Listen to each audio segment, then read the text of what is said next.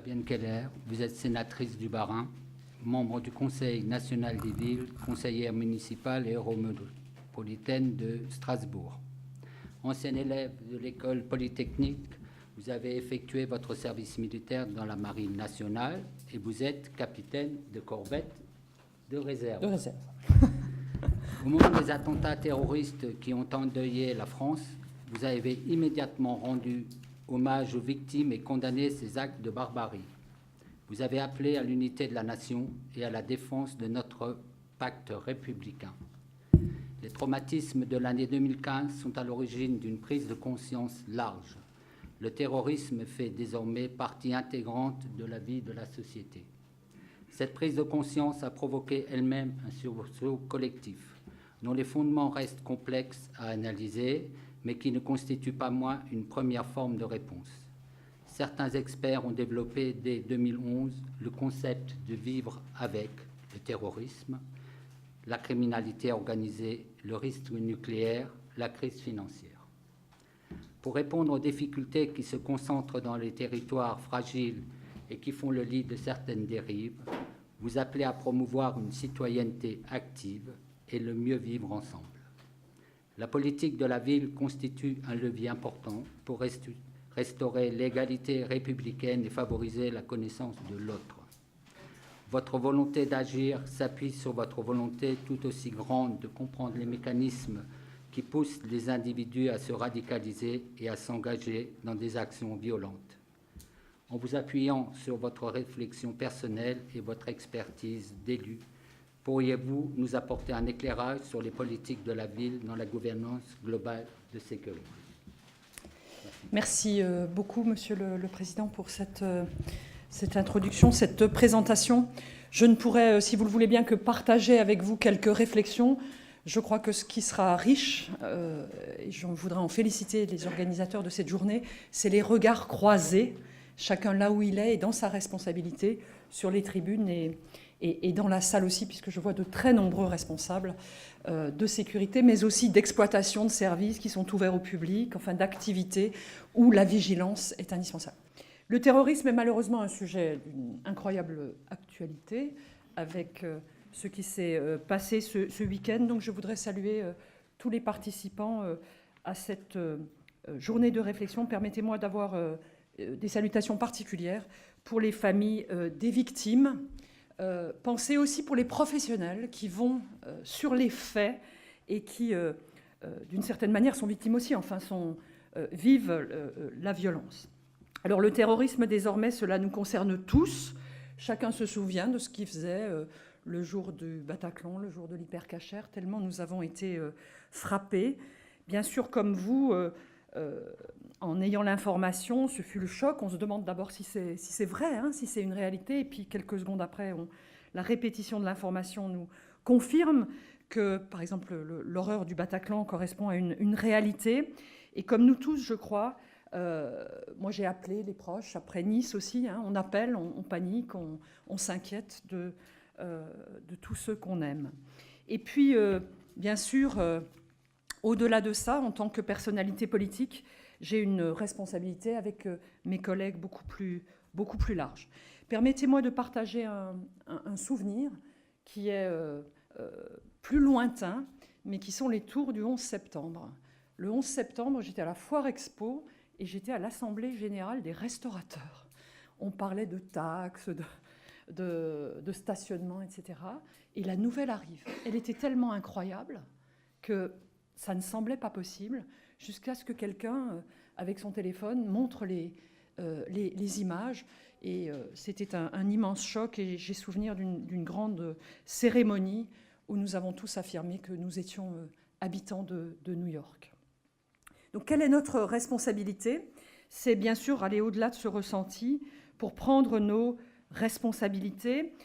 En tant que maire de Strasbourg, j'ai connu, alors à l'époque, c'était plutôt du bioterrorisme et la préparation, vous vous souvenez, on faisait les exercices sarins, on a eu ces enveloppes qui arrivaient, mais qui est de même nature. L'annonce aussi d'un attentat finalement avorté à la cathédrale de Strasbourg, qui explique que la cathédrale reste un point extrêmement protégé, hein, et particulièrement sensible. Après chaque événement ou chaque alerte, il faut prendre des décisions, mobiliser les secours ou s'assurer qu'ils sont mobilisés parce que vous êtes tous des grands professionnels, donc vous êtes entraînés, concentrés sur vos missions, la prise en charge des victimes, la question des criminels. J'ai connu ces circonstances en tant que maire et c'est, il y a des moments où, puisque les événements sont d'ampleur très variée, on a le sentiment d'être submergé, mais il faut garder la tête froide. Aujourd'hui, en tant que parlementaire, j'ai la charge au niveau national de participer à la réflexion sur comment se préparer au terrorisme. La première réaction pourrait être législative. Je ne la partage pas. Je crois qu'on a légiféré une fois par an depuis 16 ans, en fait, depuis le 11 septembre. Nous sentons bien que ce n'est plus l'essentiel, l'outil législatif. Par contre, il y a la question de l'action de l'État et en tant que parlementaire, nous avons en charge l'évaluation des moyens notamment donnés aux acteurs et des grands programmes mis en œuvre. Je pense à l'organisation de la prévention de la radicalisation. Je pense par exemple à l'action qui a été conduite par la Cour d'appel de Colmar, M. Heitz, premier président, aujourd'hui directeur des libertés et des grâces au ministère. Je pense à ces actions de préparation des forces de l'ordre et des moyens qu'on leur donne.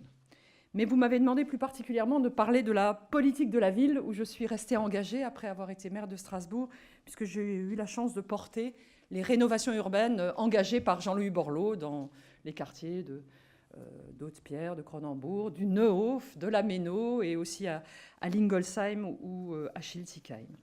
Il y a plus de 1000 quartiers qui sont concernés, il y a des politiques prioritaires, mais à ce point, je voudrais dire que je suis engagée aujourd'hui en tant que coprésidente du Conseil national des villes, qui est une structure qui représente les quartiers.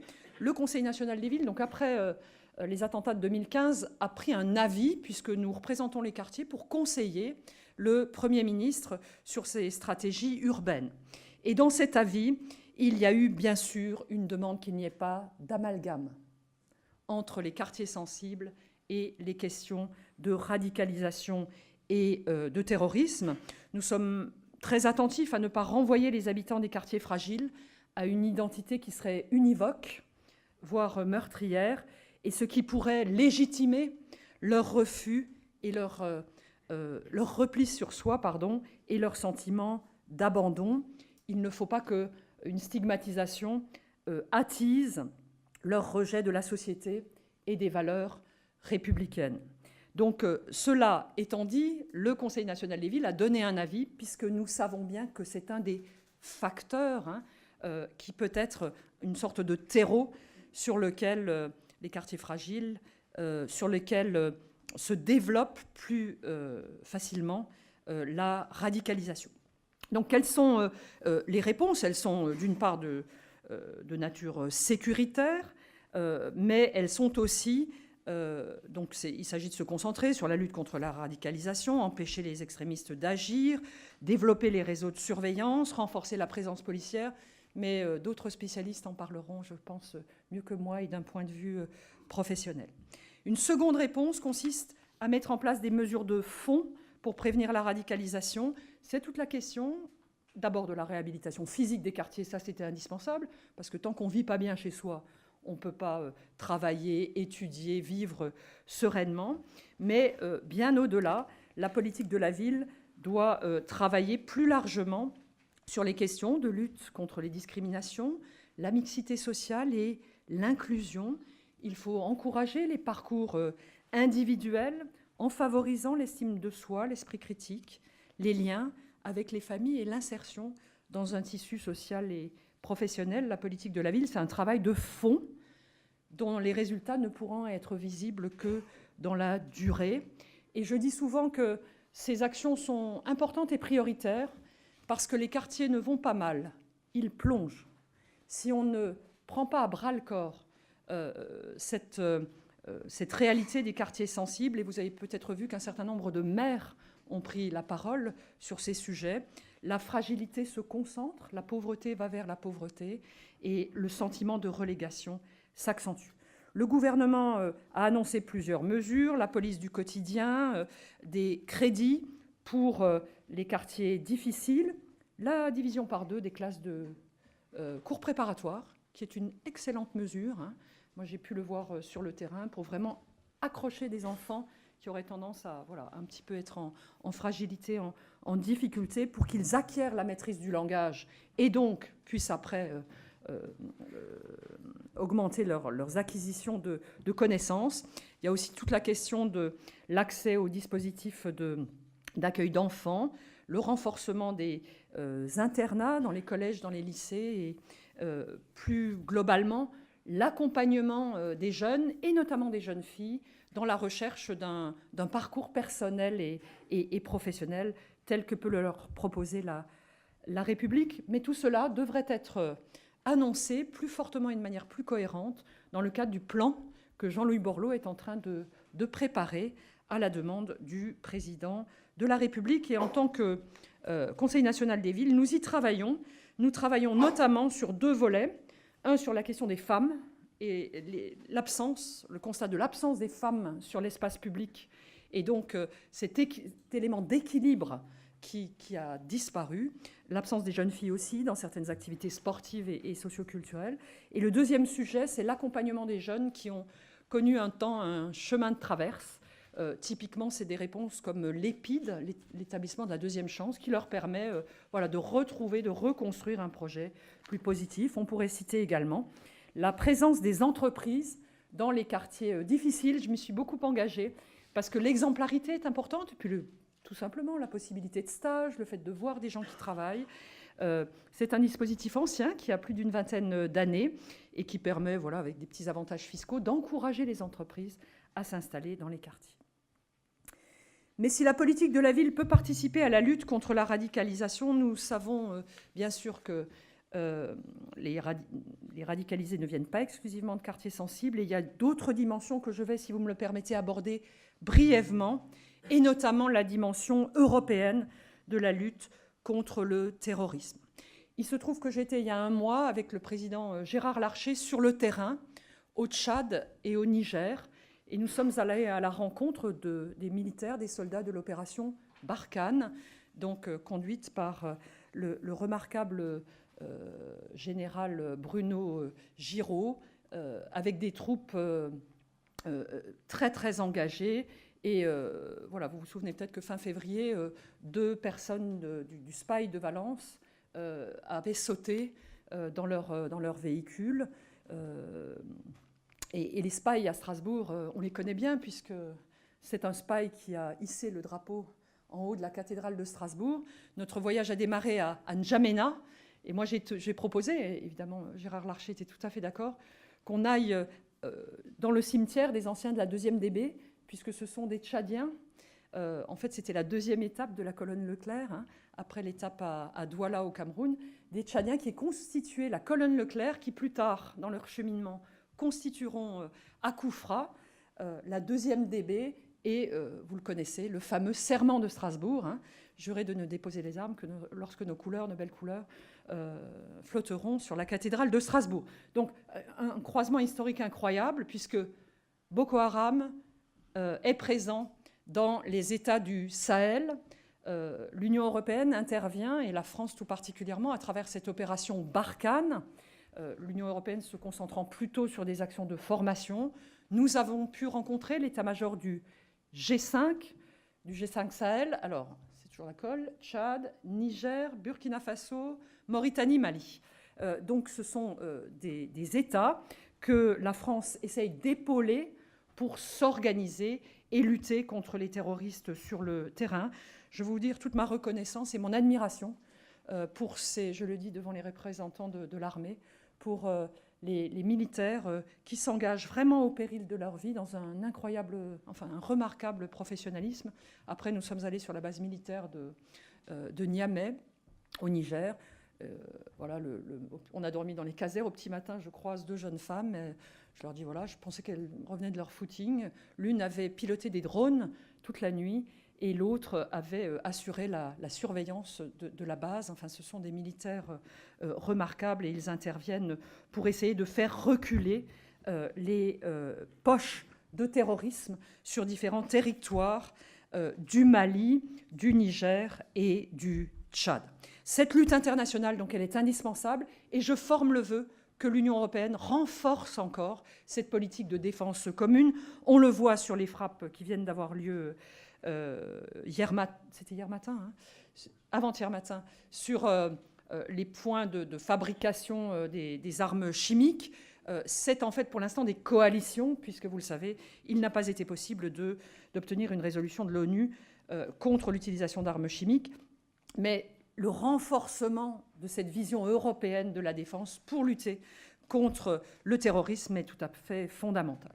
L'autre grande dimension où il nous faut plus d'Europe, c'est cette collaboration autour d'Europol, de Frontex, de la gestion de Schengen. Vous savez peut-être que c'est un Mulhousien qui dirige actuellement Schengen à Varsovie, M. Ligeri, qui le fait remarquablement. Il y a des sujets de renforcement, des corps de garde-côtes, garde-frontières qui ont été constitués pour mieux contrôler les entrées sur le territoire. Il y a des sujets, là aussi, que certains d'entre vous connaissent mieux que moi, d'échange de renseignements. On parle de faire évoluer Europol vers un FBI européen, mais les spécialistes du renseignement vous disent qu'on alimente une base que si on en connaît l'usage. Donc voilà, il nous faut de grands professionnels pour maîtriser ces défis, mais en tout cas aller dans le sens d'une Europe qui se donne des moyens complémentaires. Elle l'a fait de manière remarquable depuis 2 ans, il faut le savoir. Des budgets ont été dégagés. Le budget de Frontex a été multiplié par 4 en 2 ans, sur base uniquement intergouvernementale, donc sans changer les traités.